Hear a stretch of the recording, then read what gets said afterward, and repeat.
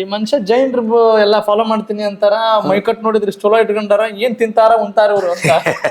ನಾವು ನೋಡ್ರಿ ಹೊರಗೆ ಹೋಟೆಲ್ ಏನು ತಿನ್ನಂಗಿಲ್ಲ, ಹೋಟೆಲ್ ಏನು ತಿನ್ನಂಗಿಲ್ಲ. ಮುಂಜಾನೆ ಇವತ್ತು ಡ್ರೈ ಅಂದರೆ ನಮ್ಮ ಸೌತಿಕಾಯಿ, ಗಜರಿಕಾಯಿ, ಮೂಲಂಗಿ ಮೊದಲು, ಅದಾದ ನಂತರ ಮೊಳಕೆ ಕಾಳು, ಹೆಸರು, ಮಡಿಕೆ, ಕಡ್ಲಿ, ಶೇಂಗಾ, ಮೊಳಕೆ ಕಾಳು, ಅದ್ರ ನಂತರ ಒಂದು ಟೊಮೆಟೊ, ಅದ್ರ ಮ್ಯಾಗ ಒಂದು ಸ್ವಲ್ಪ ಸಕ್ರೆ.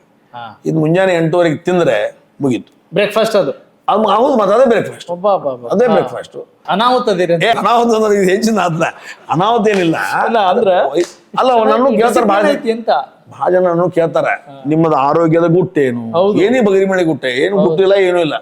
ಮುಂಜಾನೆ ಇವನ್ ತಿಂತಾರೆ, ಸೌತಿಕಾಯಿ, ಗಜರಿಕಾಯಿ, ಮೂಲಂಗಿ, ಮೊಳಕೆ ಕಾಳು, ಒಂದು ಟೊಮೆಟೊ, ಸಕ್ರೆ ಹಾಕಿ ಅದು ತಿಂದು ಮುಗಿತು. 1:30ಗೆ ಗಾಡಿಯಲ್ಲಿ ಊಟ ಇರ್ತದೆ, ರೊಟ್ಟಿ ಇರ್ತಾವ, 2 ರೊಟ್ಟಿ ತಿಂತಾನೆ, 2 ರೊಟ್ಟಿ ತಿಂತನು, ಮತ್ತು ಅನ್ನ ಉಂತಾನ. ಸಾಯಂಕಾಲ 8 ಗಂಟೆಗೆ ಮನೆಗೆ, ಎಲ್ಲೇ ಇದ್ರು 8 ಗಂಟೆಗೆ ಮನೆಗೆ ಬರ್ತಾನೆ, 8-8:30 ಮನೆಗೆ ಬಂದು ಸ್ನಾನ ಮಾಡ್ತಾನೆ. ಸ್ನಾನ ಮಾಡಿ ಮಧ್ಯಾಹ್ನ ರೊಟ್ಟಿ ತಿಂದ್ರೆ ರಾತ್ರಿ ಚಪಾತಿ ತಿಂತಾನೆ. ಮಧ್ಯಾಹ್ನ ಅನ್ನ ಊಟ ಮಾಡಿದ್ರೆ ಸಂಜೆ ಮುಂದೆ ನುಚ್ಚು ಊಟ ಮಾಡ್ತಾನೆ, ಅಂದ್ರೆ ಜೋಳದ ನುಚ್ಚು, ಹಾಲ, ಬೆಣ್ಣೆ, ತುಪ್ಪ ಅದು ಉಂತಾನು.